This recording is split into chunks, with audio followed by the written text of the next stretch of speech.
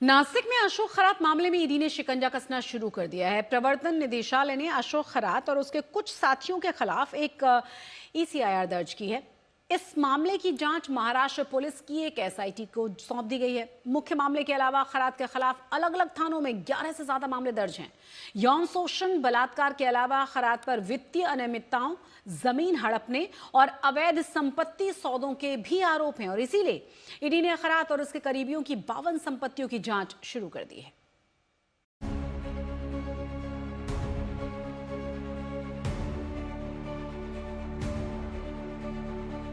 आस्था और भविष्य बताने के नाम पर महिलाओं के यौन शोषण के आरोपी अशोक खरात पर लगातार शिकंजा कसता जा रहा है।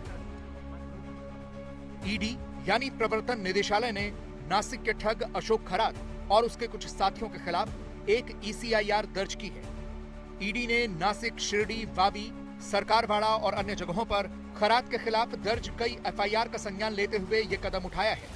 खरात पर मुख्य रूप से बलात्कार, धोखे से यौन संबंध बनाने और महाराष्ट्र मानव बलि और अन्य अमानवीय, दुष्ट और अघोरी प्रथाओं और काला जादू निवारण और उन्मूलन अधिनियम 2013 की धारा 3 के तहत आरोप लगाए गए हैं। इस मामले की जांच महाराष्ट्र पुलिस की एक एसआईटी कर रही है। मुख्य मामले के अलावा खरात के खिलाफ अलग अलग थानों में 11 एफआईआर दर्ज है। यौन शोषण, बलात्कार और दुर्व्यवहार के आरोपों के अलावा खरात पर वित्तीय अनियमितताओं, जमीन हड़पने और अवैध संपत्ति सौदों के भी आरोप लगे हैं। सूत्रों के अनुसार खरात और उसके परिवार की लगभग 52 संपत्तियां जांच के दायरे में हैं। महाराष्ट्र में नासिक के भोंदू बाबा अशोक खरात की मुश्किलें बढ़ती ही जा रही हैं। आपको बता दें कि अब प्रवर्तन निदेशालय, एनफोर्समेंट डायरेक्टरेट ने अशोक खरात के खिलाफ केस रजिस्टर कर लिया है, ईसीआईआर रजिस्टर कर लिया है और बहुत ही जल्द anti money laundering act, PMLA act के तहत अशोक खरात के खिलाफ कार्रवाई शुरू होगी, इन्वेस्टिगेशन शुरू होगी ईडी की तरफ से। मर्चेंट नेवी के पूर्व अधिकारी से ज्योतिषी बने खरात ने इन संपत्तियों को धोखाधड़ी से हासिल किया था। महाराष्ट्र के मुख्यमंत्री देवेंद्र फडणवीस ने भी खरात के खिलाफ कड़ी कार्रवाई का भरोसा दिया है। उस मामले में हम लोग तह तक पहुंच रहे हैं। विशेष रूप से जो अलग अलग प्रकार के उनके ट्रांजैक्शन है उसको ढूंढकर हम लोग निकाल रहे हैं और मेरा अपना मानना है कि निश्चित रूप से उनकी सारी संपत्ति, उनके सारे गैर व्यवहार और उन्होंने जो एक प्रकार से महिलाओं के साथ बदसलूकी की है। अब तक 3 महिलाएं सामने आई हैं जिन्होंने एसआईटी से यौन उत्पीड़न की शिकायत की है, लेकिन एसआईटी को खरात के खिलाफ हेल्पलाइन पर रोजाना कई शिकायतें मिल रही हैं। जैसे ही ईडी अपराध से अर्जित संपत्तियों की पहचान कर लेगी, उन्हें पीएमएलए अधिनियम के तहत कुर्क कर लिया जाएगा। इससे पहले सामाजिक कार्यकर्ता अंजलि दमानिया ने दावा किया था कि खरात के सीडीआर से पता चलता है कि उसकी कई राजनीतिक दलों के नेताओं से अक्सर बात होती थी।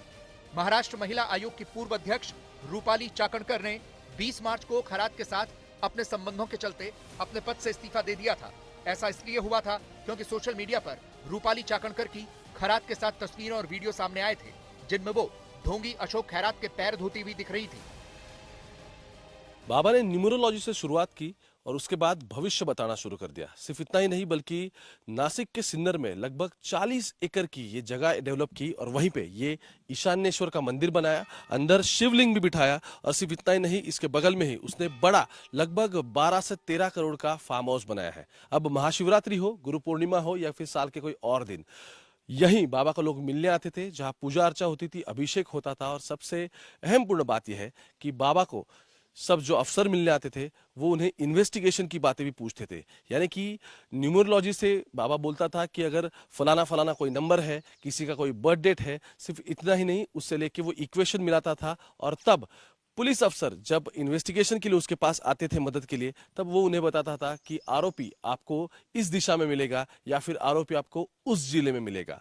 बार बार यही होता था और फिर अफसरों की यहाँ भीड़ बढ़ती गई। सिर्फ इतना ही नहीं, राजनेता भी आते चले गए और आने वाले वक्त में और इससे पहले भी बाबा की जितने भी जो भक्त आते थे वो उनकी संख्या बढ़ी, लेकिन महिलाओं के साथ अत्याचार उसी के साथ और बढ़ते चले गए।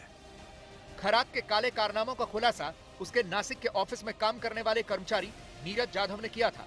आरोप के मुताबिक अशोक खरात ने जाधव की गर्भवती पत्नी का भी यौन शोषण किया था।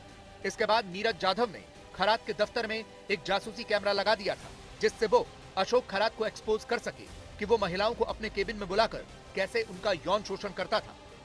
कुल 12 एफआईआर अशोक खरात के खिलाफ दर्ज हो चुके हैं, जिसमें से रेप, मानव बलि, अघोरी और black magic act in sections के तहत एफआईआर है। इसके अलावा फाइनेंशियल फ्रॉड यानी कि पैसे गबन करने के लिए, फ्रॉड के लिए, चीटिंग के लिए इन सेक्शंस के तहत भी अशोक खरात के खिलाफ केसेस रजिस्टर किए गए हैं। 12 एफआईआर रजिस्टर हुए हैं। इन सारे एफआईआर्स को ध्यान में रखते हुए ईडी ने अब जांच शुरू की है। ईडी बहुत ही जल्द इस जांच में सर्च ऑपरेशन करेगी और अशोक खरात के साथ जो जो लोग इन्वॉल्व थे, जिन लोगों ने अशोक खरात की मदद की है, उनकी भी जांच की जाएगी, उन पर भी एक्शन लिया जाएगा। कैमरा पर्सन महेश मोरे के साथ दिव्येश सिंह, मुंबई, आज तक।